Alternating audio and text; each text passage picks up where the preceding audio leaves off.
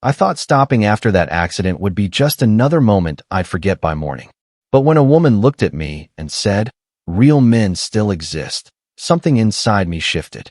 I didn't know then that this single decision would pull two broken lives onto the same road. And I had no idea how much it would change everything that came after. My name is Lewis. I am 33 years old, and I work as a firefighter. I live in a small apartment on the edge of the city, not far from the station. I have been doing this job for 11 years now. It is not something I chose for excitement. I chose it because I like knowing that, when something goes wrong, I can be useful. That evening started like many others. A long shift, heavy rain, the kind that sticks to the windshield and makes the road shine like glass. I was driving home, tired but calm, thinking about nothing in particular. After enough years in this job, silence becomes something you value. I was about 10 minutes from home when I saw the car. It was pulled halfway onto the shoulder at an intersection. Hazard lights blinking. The front bumper was crushed, and one headlight was completely gone. Traffic slowed down, people stared, and then kept going. No one stopped. I slowed down without really deciding to. I just did. I parked a few meters behind the car and put on my own hazard lights. The rain was cold as soon as I stepped out. I could see someone sitting behind the wheel, not moving. My heart sped up, not from panic, but from habit. I walked up slowly and knocked on the window. "Hey, can you hear me?" The woman inside turned her head. She looked confused, like she had just woken up. Her hands were still on the steering wheel, shaking. "Yes," she said quietly. "I think so." My name came out automatically. "I'm Lewis. I'm a firefighter. I stopped to check on you." That seemed to help. She took a breath, a deep one, like she had been holding it too long. "I'm Nancy," she said. I didn't see the other car until it was too late. I looked quickly around the vehicle. No smoke, no fire, no immediate danger. Still, I stayed focused. "Are you hurt?" I asked. She touched her forehead. There was a small cut, nothing serious, but the blood mixed with rain made it look worse than it was. "My head," she said, "and my legs feel weak." "That's normal after a shock," I told her. "We're not going to rush anything." I opened the door carefully and offered my arm. She hesitated for a second, then took it. When she stood up, she leaned against me, just for balance. I could feel how tense she was. Cars kept passing by. Some slowed down. Some honked. Life did not stop for moments like this. It never does. I guided her to the sidewalk and had her sit down. I took off my jacket and pressed it gently against her forehead to stop the bleeding. Then I called emergency services and gave them the details. While we waited, I kept talking. Simple things. Her name. The weather. The fact that help was coming. I could see her breathing slowly return to normal. "I didn't know what to do," she said after a moment. "Everyone just drove past." I nodded. Most people freeze. It doesn't mean they're bad. They just don't know how to step in. She looked at me then, really looked at me, like she was seeing something clearly for the first time that evening. Her eyes were tired, but there was relief in them. "Real men still exist," she said quietly. I did not know what to answer to that. I was not trying to be anything special. I was just standing there in the rain, doing what felt obvious. "I'm just doing my job," I said. "No," she replied. "You stopped." The ambulance arrived a few minutes later. The paramedics took over, checking her vitals, asking questions. I stepped back, finally allowing myself to relax a little. Before they helped her inside, Nancy turned to me again. "Thank you," she said, "for staying." "You're welcome," I answered. "You're going to be fine." She nodded, then the doors closed, and the sirens faded into the distance. I stood there for a moment longer, rain soaking through my clothes, watching the empty road. Then I went back to my car and drove home. That night, I could not sleep right away. Not because of the accident, but because of how normal it all felt. How fragile a regular evening could be. How a simple stop could change the shape of a day for someone else. At the time, I did not think I would ever see Nancy again. To me, it was just another moment where I happened to be there. I did not yet understand that this was the moment everything quietly began. The next few days passed quietly, but the memory of that night stayed with me. Not the crash itself, not the flashing lights or the rain, but the look on Nancy's face when the ambulance doors closed. Relief mixed with exhaustion. I had seen that look many times before, on victims, on colleagues, sometimes in the mirror. Still, this time it followed me home. Life returned to routine. Early mornings at the station, drills, inspections, calls that ranged from small kitchen fires to things no one ever really gets used to. I told no one about the accident. It did not feel important enough to mention, and at the same time it felt strangely personal. 3 days later, during a slower afternoon shift, someone at the front desk asked for me by name. I was surprised. Usually, people do not come looking for firefighters unless something is wrong. When I stepped into the hallway, I saw her immediately. Nancy stood near the entrance, holding my jacket folded over her arm. Her forehead was clean now, the cut barely visible. She looked healthier, but also nervous, like she was unsure whether she should be there at all. "I hope this isn't strange," she said as soon as she saw me.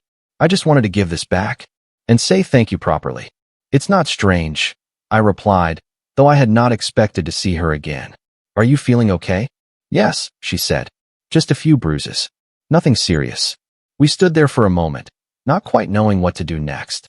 Around us, the station moved as usual. Voices echoed. Boots hit the floor, radios crackled. Real life, uninterrupted.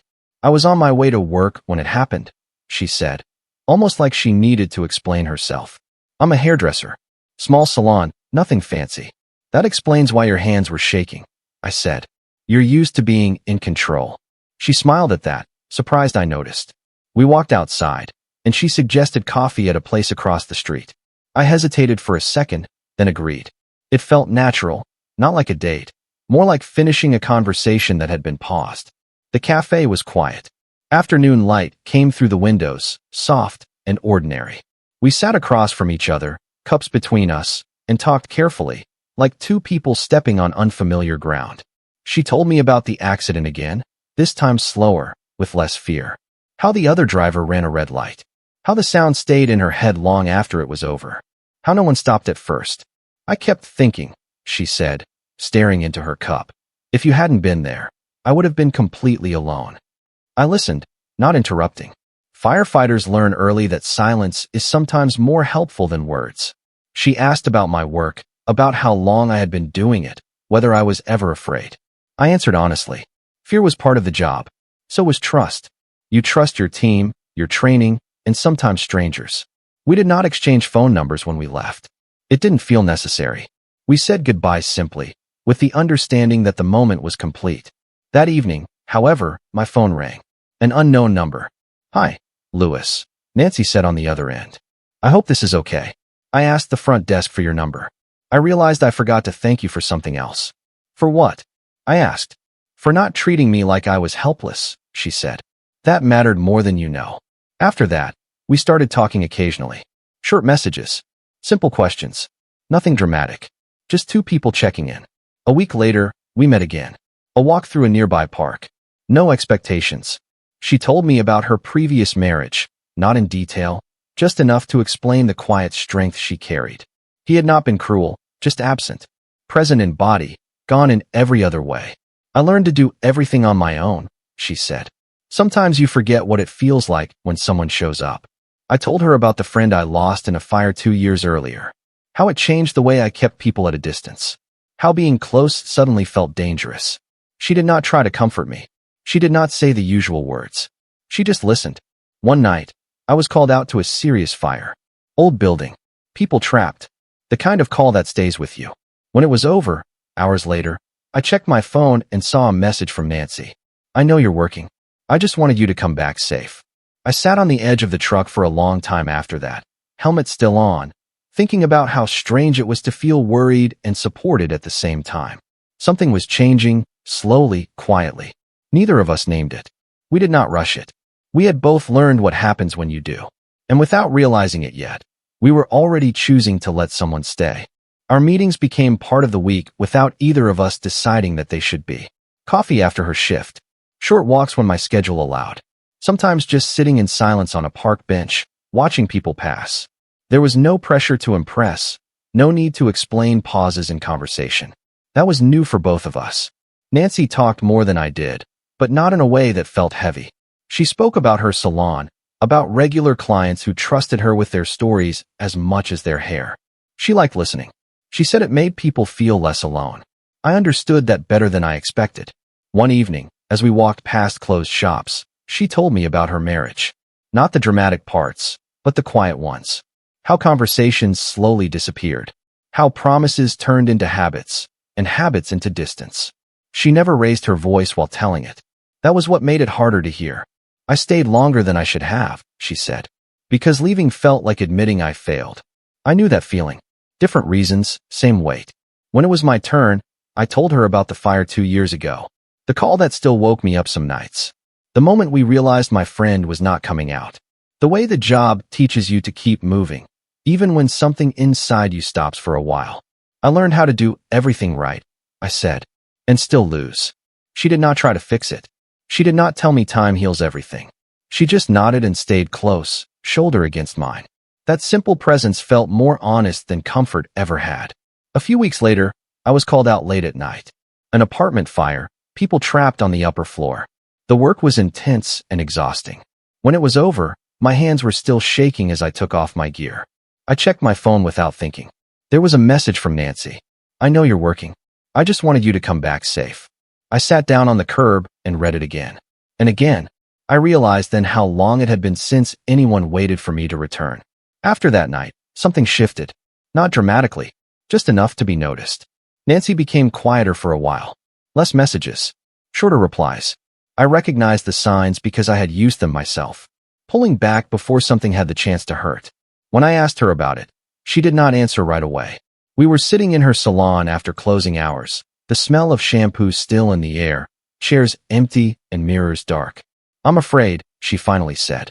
Not of you. Of wanting this. I understood. Wanting means risking. Letting someone in means giving them the power to leave. I surprised myself by answering without hesitation. I don't know how to promise forever, I said, but I know how to show up. She looked at me for a long moment, like she was measuring the truth of those words. Then she nodded. That night, we decided to stop pretending this was just friendship. No big declarations. Just honesty. Being together was quieter than I expected. Real. Shared meals. Early mornings. Small arguments about nothing important. Learning how to disagree without hurting each other. Learning when to speak and when to stay silent. We met each other's friends. Her world was warm and open. Mine was smaller, built around the station and routine. She fit into it naturally. For the first time in years, I found myself planning beyond the next shift. We were both still wounded, still cautious, but we were no longer alone. And somehow, that made all the difference. Being together did not remove fear. It made it visible. The more our lives became connected, the clearer it was how much we both had to lose. I noticed it in small things. The way Nancy sometimes went quiet after a good day. The way I hesitated before making plans too far ahead. We were learning how to be close without running. One evening, after a long shift, I came to her place and found her sitting on the couch, still in her work clothes. The salon had been busy, she said, but her voice lacked its usual warmth. I asked if something was wrong. She shook her head, then nodded, then shook it again. I don't want to ruin this, she said. But sometimes I feel like I'm waiting for it to disappear. I sat down beside her. I knew that feeling too well. In my job, you learn that stability can turn into chaos in seconds. Loving someone felt similar. Powerful and dangerous at the same time. We don't have to rush anything, I said. We can move at the speed that feels safe. She looked at me carefully. That's what scares me, she said. Because safe still hurts when it ends. A few days later, she almost ended it herself. Not in anger. In fear. She told me she needed space, time to think. I could see how hard it was for her to say it. Old habits trying to protect her. I felt the familiar instinct to step back, to accept distance without a fight. But something in me resisted. I asked her to sit with me and talk it through, even if it was uncomfortable. I won't force you to stay, I told her. But I won't disappear without a conversation. That honesty changed the tone between us. She cried then, quietly, without drama. She admitted she was afraid of needing someone again. Afraid of waking up one day and realizing she had given her trust to the wrong person. I did not promise that I would never hurt her. I promised that I would not leave without speaking the truth. From that moment, we chose each other more deliberately. Not perfectly, deliberately. We started sharing everyday responsibilities. Groceries, bills, small decisions that slowly create a shared life. We learned how to argue without raising our voices. How to apologize before silence became distance. I introduced her to my colleagues. They accepted her easily. She fit in, asked questions, listened. She understood the rhythm of emergency work, the waiting, the sudden absence. She never demanded explanations when I came home quiet. She invited me to family dinners. Nothing formal, just warmth and noise, and people who welcomed me without expectations. It felt unfamiliar and grounding at the same time. Months passed. Seasons changed. Her salon grew busier. She talked about opening her own place someday. I encouraged her, not with big speeches, but by believing it was possible. At the station, my supervisor noticed my focus, my steadiness, and hinted at a future leadership role. One night, after a difficult call, I came home exhausted. Nancy was asleep on the couch, waiting for me. I covered her with a blanket and stood there for a moment, listening to her breathe. That simple scene meant more than any promise. We were not fixing each other. We were building something new from two lives that had learned caution the hard way. For the first time, the future did not feel like a threat. A year passed without either of us noticing when it truly began. Life simply kept moving, and we moved with it. The chaos that once defined our days slowly gave way to routines that felt earned. Mornings together, evenings that no longer felt empty.